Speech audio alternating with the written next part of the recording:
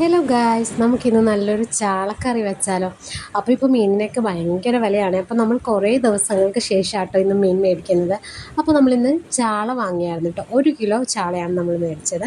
അപ്പോൾ എന്തായാലും ഇന്ന് നമുക്ക് ചാളക്കറി ഉണ്ടാക്കാം. അത് നല്ല പച്ച കുടംപുളി ഇട്ടിട്ടാണ് ഉണ്ടാക്കാൻ പോകുന്നത് കേട്ടോ.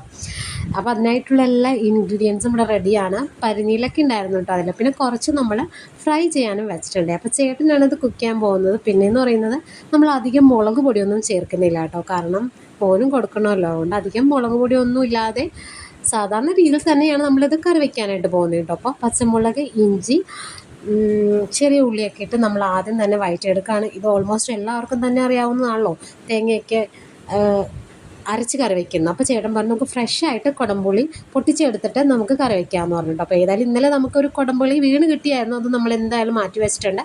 നമ്മൾ ഫ്രഷ് ആയിട്ട് ഒരെണ്ണം പറിച്ചെടുക്കാനായിട്ട് വന്നേക്കുവാണ്. നല്ല രസമാണല്ലോ ഇങ്ങനെ നമ്മൾ നമ്മുടെ തൊടിയിൽ നിന്നൊക്കെ പൊട്ടിച്ചെടുക്കുമ്പോൾ കറി വയ്ക്കാമെന്ന് പറയുന്നത്. അപ്പോൾ എന്തായാലും നല്ല കുറേ കുടംപുളി പഴുത്ത് കിടക്കുന്നുണ്ട് കേട്ടോ.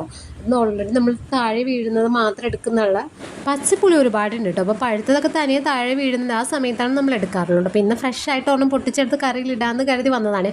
അപ്പോൾ നല്ല അത്യാവശ്യം വലിയൊരു സൈസ് പുളി തന്നെ നമ്മൾ എടുത്തിട്ടുണ്ട്. ഇവിടെ വന്നപ്പോഴേക്കും നമ്മുടെ കറി ഏകദേശം സെറ്റായിട്ടാണ്. നമ്മൾ മീനിട്ടിട്ടില്ല കേട്ടോ. അപ്പോൾ മീനിടുന്നതിന് മുന്നേ നമുക്ക് ഈ കുടംപുളി ഇടാമെന്ന് കരുതി. അപ്പോൾ ചേട്ടൻ കൈവച്ച് തന്നെയാണ് അത് പൊട്ടിച്ചിടുന്നത് കേട്ടോ. കത്തി യൂസ് ചെയ്യാൻ പാടില്ല എന്ന് ഒട്ടുമിക്കവരും പറഞ്ഞു. അതെന്താ കാരണം എന്ന് എനിക്ക് കറക്റ്റ് അറിയില്ല. എന്തായാലും നമ്മൾ കത്തി ഉപയോഗിക്കാതെ തന്നെയാണ് കുടംപുളി നമ്മൾ പൊട്ടിച്ചിരിക്കുന്നത്. അപ്പോൾ ഇതിൻ്റെ കുരുവുണ്ട്, കുരു നമ്മൾ എടുക്കില്ലല്ലോ. കുരുവൊക്കെ മാറ്റി വെച്ചു.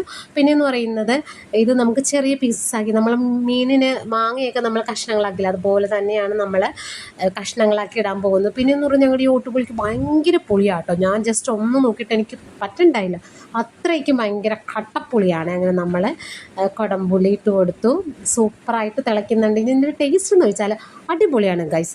നമ്മൾ എന്താ പറയുക, മാങ്ങയൊക്കെ കറി വയ്ക്കില്ലേ, അതേ സെയിം തന്നെയാണ്. ഒരു ചവർപ്പോ മറ്റു കാര്യങ്ങളോ ഒന്നും തന്നെയല്ല. അടിപൊളിയാണ്. ചെയ്യാത്തവരുണ്ടെങ്കിൽ ഇതുപോലെ ഒന്ന് ട്രൈ ചെയ്ത് നോക്കട്ടെ, അടിപൊളിയാണ്. അപ്പോൾ എന്തായാലും ഇത്രയേ ഉള്ളൂ. അടുത്ത വിശേഷമായിട്ട് കാണാം. Tata bye bye, see U.